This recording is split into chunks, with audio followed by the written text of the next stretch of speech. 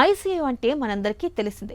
ఆపదలో ఉన్న మనిషి ప్రాణాలకు భరోసానిచ్చే అత్యవసర సేవల విభాగం.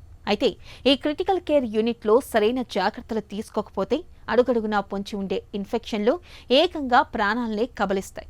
వెంటిలేటర్పై ఉన్న రోగికి ఒక చిన్న బ్యాక్టీరియా కూడా ప్రాణాంతకంగా మారే అవకాశం ఉంటుంది. అసలు ఐసీయూలో ఇన్ఫెక్షన్లు ఎందుకొస్తాయి? వెంటిలేటర్, క్యాథేటర్, ఐవీ లైన్లు ఎలా ప్రమాదకరంగా మారతాయి? సైలెంట్ కిల్లర్స్గా పరిణమించే ఐసీయూ ఇన్ఫెక్షన్ల గురించి ఇప్పుడు తెలుసుకుందాం.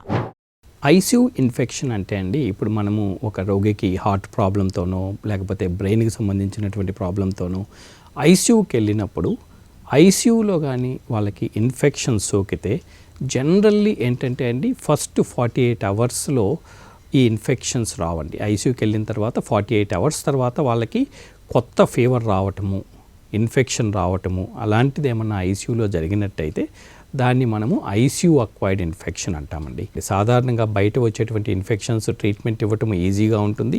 ఐసీయూలో వచ్చేటువంటి ఇన్ఫెక్షన్స్ మనం ఇచ్చేటువంటి యాంటీబయాటిక్స్కి అంత త్వరగా రెస్పాండ్ కావండి. ఎందువల్ల అంటే అవన్నీ కూడా మల్టీ డ్రగ్ రెసిస్టెంట్ బ్యాక్టీరియా వల్ల వచ్చే ఇన్ఫెక్షన్స్ ఉంటాయి కాబట్టి అవి మామూలు ఇన్ఫెక్షన్స్ కంటే కొంచెం డిఫరెంట్గా ఉంటాయండి ఇవి. సో మనకి ఐసీయూ ఇన్ఫెక్షన్స్ ఎందువల్ల వస్తాయంటే అండి, ఇప్పుడు మనము ఐసీయూలో మనము ప్రొసీజర్స్ చేసి వాళ్ళకి ఈ పైప్స్ పెట్టడం జరుగుతుందండి. ఒక్కొక్కసారి బ్రీతింగ్ డిఫికల్టీ ఉండేటప్పుడు మనం వెంటిలేటర్ మీద పెట్టడము, లేకపోతే సెంట్రల్ లైన్ అని మనం యాంటీబయాటిక్స్ ఎక్కువ రోజులు ఇవ్వటానికో లేకపోతే కొన్ని మెడిసిన్స్ ఇవ్వటానికి మనము సెంట్రల్ లైన్ అంటే మేజర్ బ్లడ్ వెజల్లోకి మనము ఈ లైన్ అనేది ఒకటి పెట్టి దాని ద్వారా మనం ఇవ్వటం జరుగుతుందండి. తర్వాత మీరు చూసినట్టయితే చాలామందికి యూరిన్ పైప్స్ ఉంటాయండి. ఆ యూరిన్ పైప్స్ వల్ల ఇన్ఫెక్షన్స్ వచ్చేదానికి అవకాశం ఉంటుంది.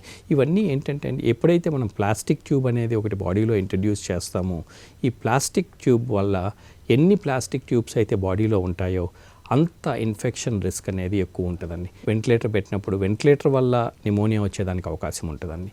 యూరిన్ పైప్ పెట్టినప్పుడు urine infection, urinary tract infection అంటాం, అది వచ్చేదానికి అవకాశం ఉంటుంది. మనకి సెంట్రల్ లైన్ అనేది ఇంజెక్షన్స్ ఇవ్వడానికి పెట్టినప్పుడు బ్లడ్ స్ట్రీమ్ ఇన్ఫెక్షన్స్ వచ్చేదానికి అవకాశం ఉంటుంది. ఇలాంటి ఇన్ఫెక్షన్స్ని మనము వ్యాప్ అంటే నిమోనియా, తర్వాత క్లాప్సీ అంటే మనకి సెంట్రల్ లైన్ వల్ల వచ్చే ఇన్ఫెక్షన్స్, కాటీ అంటే యూరిన్ పైప్ వల్ల వచ్చే ఇన్ఫెక్షన్స్, ఇవన్నీ కూడా మనము ఐసీయూలో చాలా ఎక్కువ చూస్తుంటాం. ఎక్కువ ఇంటర్వెన్షన్స్ చేసే కొద్దీ ఈ ఇన్ఫెక్షన్స్ అనేవి మనం ఎక్కువ చూస్తుంటాము. ట్రీట్మెంట్ కూడా వీటికి కొంచెం డిఫికల్ట్గా ఉంటుందండి. ఈ మల్టీడ్రగ్ రెసిస్టెంట్ బ్యాక్టీరియా వల్ల ఇన్ఫెక్షన్స్ వస్తాయి, వాటికి ట్రీట్మెంట్ కూడా కొంచెం కష్టంగానే ఉంటుందండి.